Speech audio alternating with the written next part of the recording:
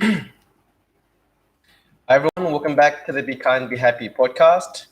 And for today's episode of Storytime, I will be continuing with the Platform Sutra, chapter 2. This chapter is called Prajna, which means wisdom. I'm just going to try this out. I'm using OBS Studio just for the screen capture as well as the text on the side. If it doesn't work, then I'll revert back to just reading aloud. But if it works, then at least the viewers have something to follow along. If you're just listening, then it shouldn't make a difference. I hope that the sound quality is not compromised because of this. Okay, let's get started. Number 2, chapter 2, Prajna. The next day, Prefect Wei asked Neng to benefit sentient beings by lecturing on the Dharma. So now we're actually getting into the sutra, into the content of the sutra, the teachings. The first chapter was about framing, was about establishing the context, introducing Neng, and now we're going into the teachings of Neng. The master ascended the lecture seat and informed the assembly. You should all purify your minds and concentrate on the great perfection of wisdom, Prajna Paramita, which is a Sanskrit word which means great perfection of wisdom. Maha means great, Prajna means wisdom, Paramita means perfection. Huining continued, good friends, Bodhi is the wisdom of Prajna. People of this world possess it fundamentally and naturally. It is only because your minds are deluded that you are unable to become enlightened yourselves. You must rely on a great spiritual compatriot to show you how to see the nature. You must realize that there is fundamentally no distinction between the Buddha natures of the foolish and the wise. It is only because of delusion and enlightenment that you think they are different and that they are foolish and wise. I will now explain the teachings of the great perfection of wisdom for you, so that you will all attain wisdom. Listen well and attentively, and I will explain this to you. Good friends, people of this world always recite prajna with their mouths, but they don't recognize the prajna of their self-natures. This is like talking about eating, which doesn't satisfy one's hunger. If you just talk about emptiness with your mouths, you won't be able to see the nature of for a myriad eons. Ultimately, this is of no benefit to you, of no benefit at all. So he is recognizing the difference between talking about something and understanding it. Good friends, Mahaprajna Paramita is a Sanskrit word. Here we say great wisdom going to the other shore. This must be practiced in the mind, not recited by the mouth. To recite it orally without practicing it in the mind is as unreal as a phantasm or hallucination, and as evanescent as dew or lightning. To recite it orally and practice it mentally is for mind and mouth to correspond. The fundamental nature is Buddha. There is no other Buddha apart from this nature. What is Maha? Maha means great. The ratiocination of the mind is vast, like space, which is boundless. Space is also without square or round, large or small. It is also neither blue, yellow, red, or white. It is also without above and below, long and short. It is also without anger and without joy, without affirmation and without negation, without good and without evil, without beginning and end. The fields of the Buddha are all identical to space. The wondrous natures of people of this world are empty, without a single dharma that can be perceived. The emptiness of the self-nature is also like this. Good friends, don't listen to me explain emptiness and then become attached to emptiness. The most important thing is not to become attached to emptiness. If you empty your minds and sit in quietude, this is to become attached to the emptiness of blankness.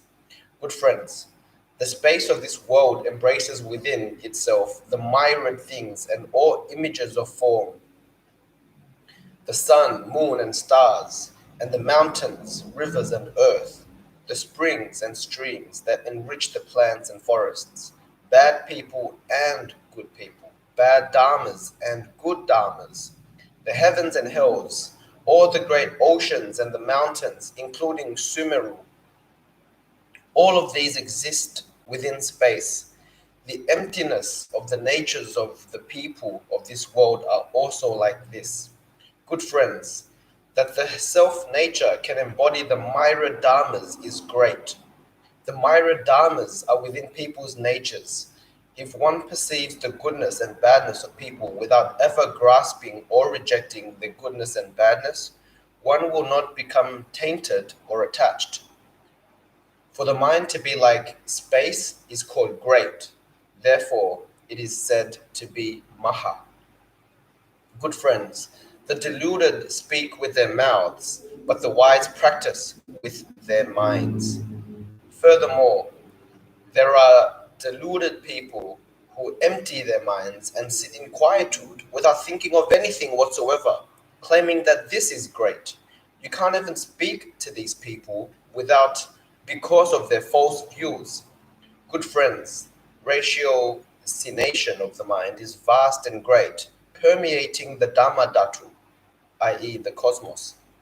Functioning, it comprehensively and distinctly responds to things. Functioning, it knows everything. Everything is the one mind is everything. With mind and dharmas going and coming of themselves, the essence of the mind is without stagnation. This is prajna. Good friends, all prajna wisdom is generated from the self-natures. It does not enter us from outside. Do not err in its functioning. To not err in its functioning is called spontaneous functioning of the true nature. When the one mind is true, all things are true. When your minds are considering the great affairs, you will not practice the small path. Do not be always speaking of emptiness with your mouth without cultivating the practice in your mind. That would be like an ordinary person claiming to be a king. You will never attain anything this way. Such persons are not my disciples.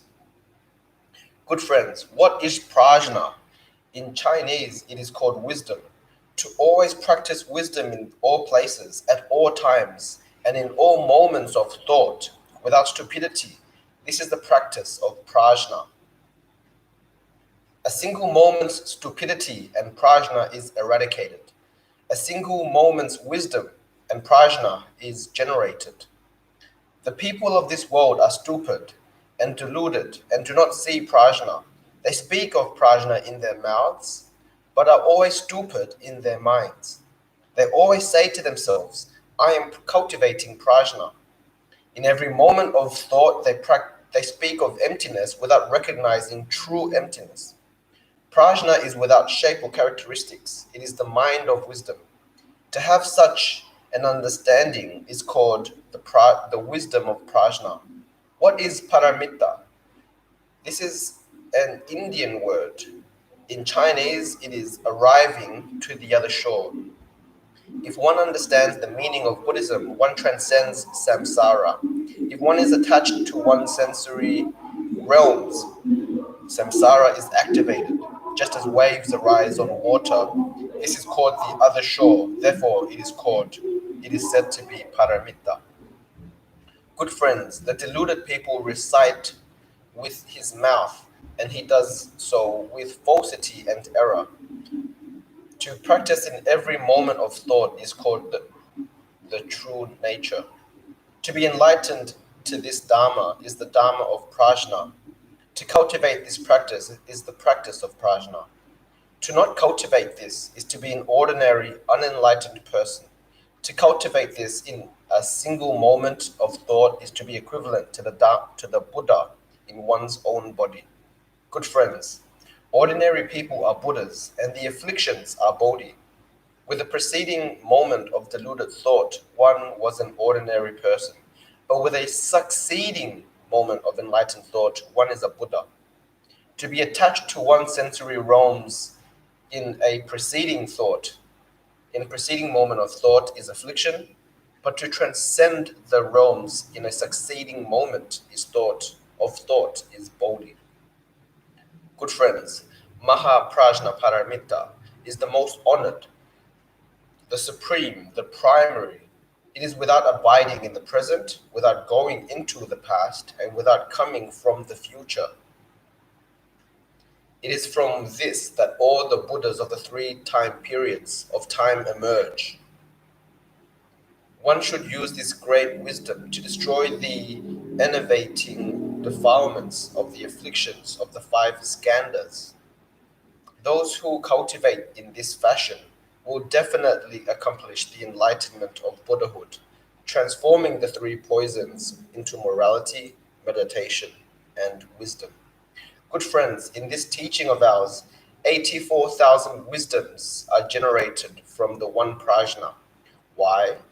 Because the people of this world have 84,000 enervating defilements. If they were without these enervating defilements, wisdom would always be manifest, and they would not depart from the self-natures. To be enlightened to this Dharma is to be without thought, to be without recollection, without attachment, to not activate the false and deceptive, is to allow one's self-suchness nature to function. To use wisdom to contemplate all the dharmas without grasping or rejecting is to see the nature and accomplish the enlightenment of Buddhahood. Good friends, if you wish to enter into the profound Dhamma Dhatu, the samadhi of prajna, you must cultivate the practice of prajna and recite the Diamond Sutra. Thus you will attain seeing the nature. You should realize that the merits of this sutra are immeasurable and unlimited. They are clearly praised within the sutra. I cannot explain them fully here. This teaching is the supreme vehicle. It is preached for those of great wisdom. It is preached for those of superior capacities. Those of small capacities and small wisdom who hear it will generate doubt. Why? It is likened to rain poured down by the great dragon onto Jambudvipa. It washes away all the cities, towns, and villages as if they were floating plants. But rain falling on the ocean causes it neither to increase nor to decrease.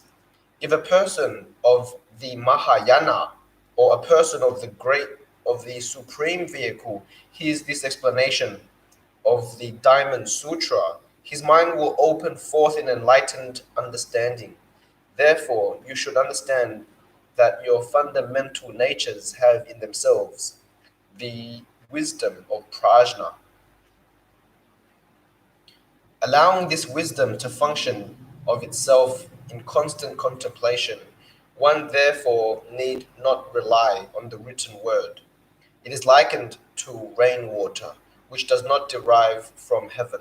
Fundamentally, this rainwater is engendered by the dragon, and it causes all living beings, all plants, all those sentient and insentient beings to be enriched. But the 100 streams flowed together into the ocean, where they become one. The wisdom of prajna, which is the fundamental nature of sentient beings, is also like this. Good friends, those of small capacities who hear this sudden teaching are like plants whose capacities are small. Beset by a great rain, they all collapse and are unable to grow. People of small capacities are also like this. They possess the wisdom of prajna fundamentally, no differently from those of great wisdom. So why do they hear the Dharma without being able to become enlightened? Because of the profundity of their false views and layered afflictions. Just as if great clouds are blocking the sun, unless a wind blows them away, the light of the sun will not be visible. This is also not great. There is also no great and small in the wisdom of Prajna. It is only that the delusion and enlightenment of the minds of all beings differ. Those with deluded minds appear to be cultivating and seeking Buddhahood, but they are unenlightened to their self-natures. Hence, they are of small capacities. If one is to be enlightened to the sudden teaching, one cannot cultivate externally, superficially. One should just constantly activate correct views in one's own mind, and the enervating defilements of the afflictions will be rendered permanently unable to defile one. This is to see the nature. Good friends, one should not reside within or without, and one's going and coming should be autonomous. One who is able to eradicate the mind of attachment will attain penetration unhindered. Those who are able to cultivate this practice are fundamentally no different from what is described in the Prajna Sutra.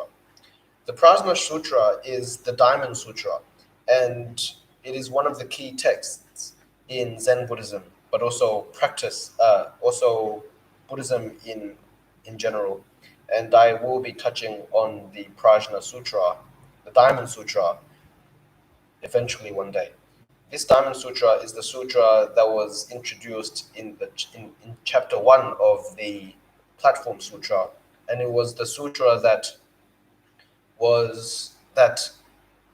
Neng heard when he was still in his hometown, and he became enlightened immediately to the meaning of the sutra. And that was what led him to the Fifth Patriarch. And then the Fifth Patriarch transmitted the Diamond Sutra to him, which was what led to his great enlightenment.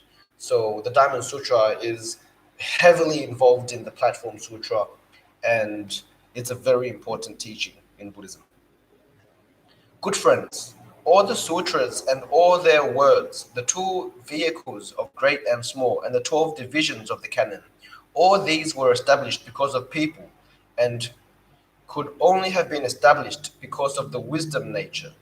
If there were no people in this world, all the Myra Dharmas would be fundamentally and naturally non-existent. Therefore, you should realize that the Myra Dharmas are fundamentally generated because of people.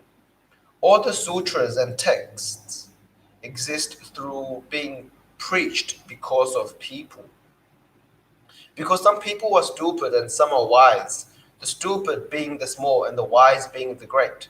The stupid ask questions of the wise, and the wise preach the Dharma for the stupid.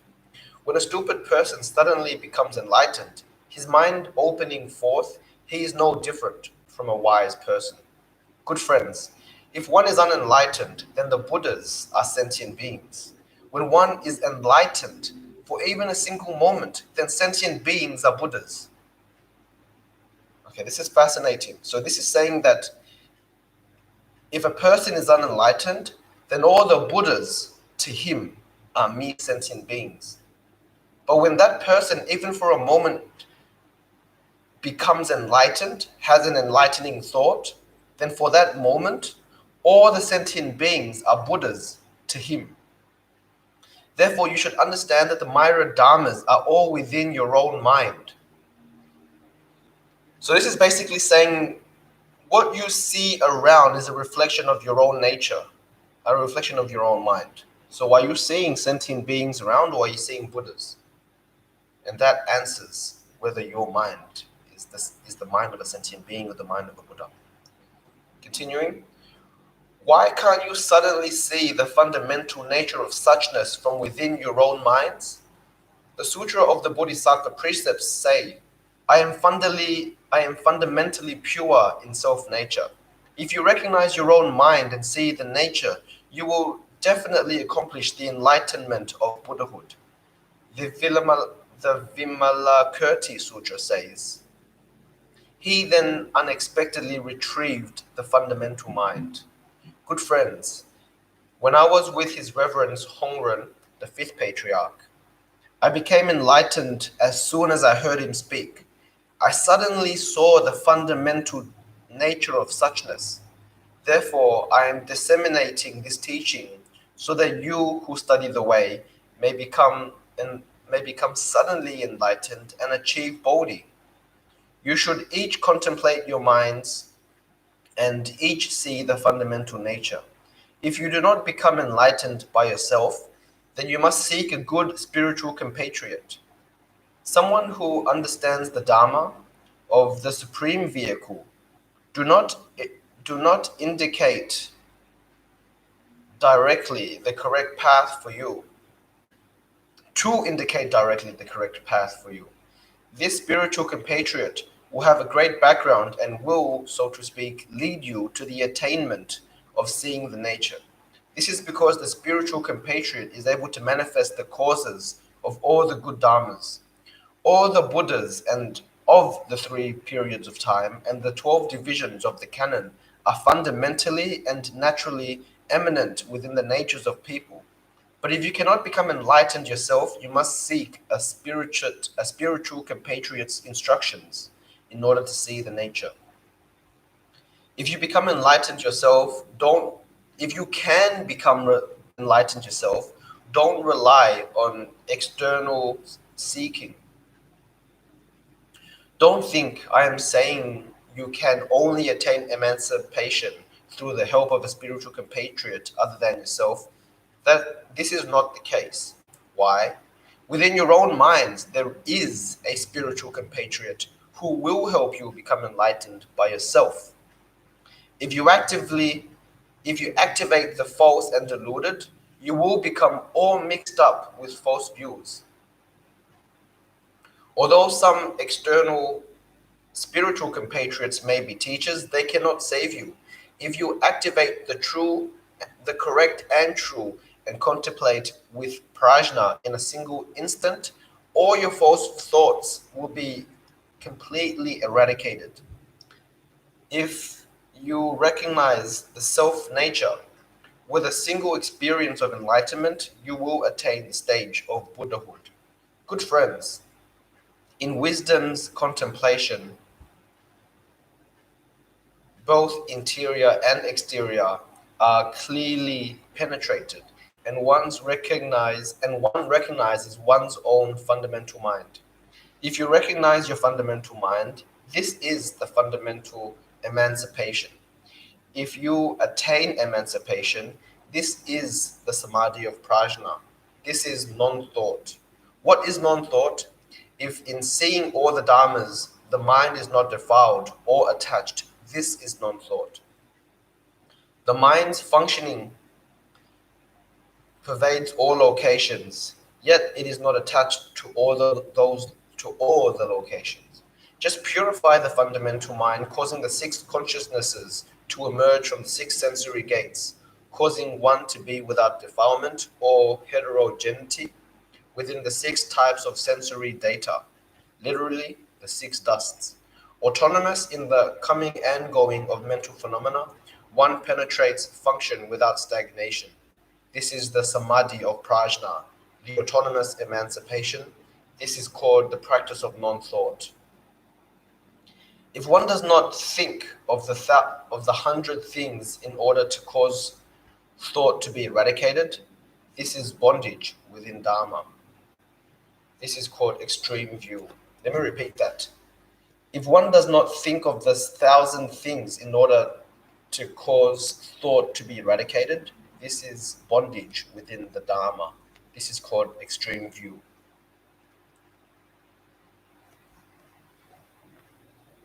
Good friends, to be enlightened to the Dharma of non-thought is for the myriad Dharmas to be completely penetrated. To be enlightened to the Dharma of non-thought is to see the realms of all the Buddhas. To be enlightened to the Dharma of non-thought is to arrive at the stage of Buddhahood. So here, they're not saying that non-thought means no thinking whatsoever. What they're saying is to not be bonded by the thoughts. Here they're saying penetrating function without stagnation. So whenever we think, see, hear, feel, everything, we are not attached to them, and we are able to abide in non-thought while we experience the world that we do.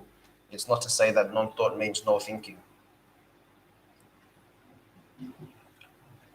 Good friends, to be enlightened to the Dharma of non-thought is for the Myra Dharmas to be completely penetrated. Okay, I've already read this. Good friends, those who attain my Dharma in later generations will see and practice according to this sudden teaching exactly as I have explained, because they will generate the vow to attain Buddhahood and maintain it just as if they were serving the Buddha. They will not regress during their entire lives and will definitely enter the stage of sagehood. But they must transmit that which has been silently transmitted from before, imparting it without obscuring the true Dharma. If they do not see and practice as I have explained, but operate within the context of another Dharma, the transmission will not occur, and they will do a disservice to literally harm their predecessors. Ultimately, this would be of no benefit to sentient beings. I fear that stupid people will not understand and will revile this teaching, for which they will eradicate the seeds of Buddhahood for 100 eons and 1,000 lives. Good friends, I have a formless verse which you should listen to. Whether you are a householder or one who has left home, you should simply cultivate it in reliance on this. To not cultivate enlightenment yourself, but merely to memorize what I say would be of no benefit at all. Listen to my verse. The penetration of preaching and the penetration of mind are like the sun located in space. I transmit only the Dharma of seeing the nature. I have appeared in the world to destroy the false teachings. There are no sudden and gradual in the Dharma. It is delusion and enlightenment that are fast, that are slow or fast. It is only this teaching of seeing the nature which stupid people cannot comprehend. Although there are a myriad ways to explain it, those which are reasonable all revert to the one. Within the dark house of the afflictions, there always lives the sun of wisdom. The false comes, and the afflictions arrive too.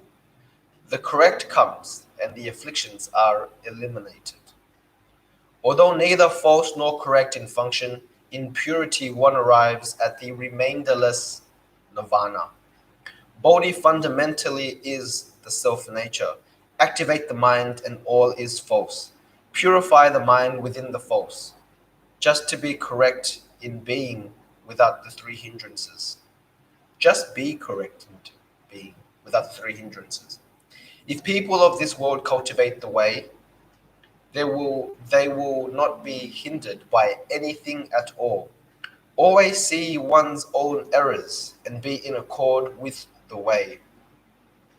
The categories of form have their own ways, and they do not hinder or afflict each other. If one seeks the way apart from the way, one will never see the way. So let me just clarify what that means. If one seeks the way apart from the way, one will never see the way.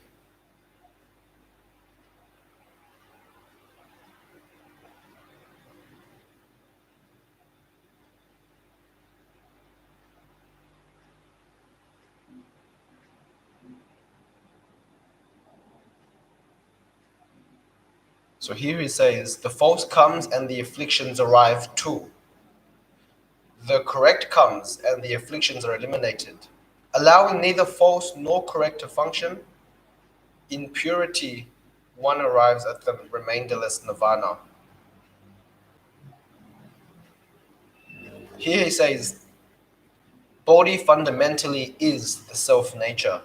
Activate the mind and all is false. Purify the mind within the false. So activate the mind means to abide in delusion, to be thinking and to be attached to thought. Then all is false. But you must purify the mind within the false. You cannot purify the mind by avoiding the false or by pushing it away or by suppressing it. You must purify the mind within the false. Just be correct in being without the three hindrances. The three hindrances are greed, anger, and ignorance, which means greed means don't be attached to it, anger means don't be adverse by it, and then ignorance means to not abide in false views. So this is why if one seeks the way apart from the way, one will never see the way. So as to say, if you are trying to purify the mind away from the false thinking, then you will never purify the mind. If one passes one's life in prevarication, one will ultimately only cause oneself grief. If you want to see the true way, practice the correct, and this is the way. If one's eyes has no aspiration for the way, one will practice in obscurity and will not see the way. If one is a true cultivator of the way, one will not see the transgressions of the world. A true cultivator of the way will not see the transgressions of the world. This is because what you see externally is a reflection of one's mind. So that's why in the previous verses they were saying that an enlightened mind sees the Buddha within sentient beings, and an unenlightened mind sees sentient beings within the Buddhas. Here, very similar message. A true cultivator will not see transgressions within the mind because a true cultivator has transcended one's own transgressions. Continuing on, if one sees the errors of others, one's own errors will rather be augmented. If one considers others to be in error and not oneself, one's errors will automatically embody a transgression. And so, okay. Simply eliminate any inclination to see errors and smash away the afflictions. Repugnance and attraction have nothing to do with the mind. Stretch out both legs and lie down.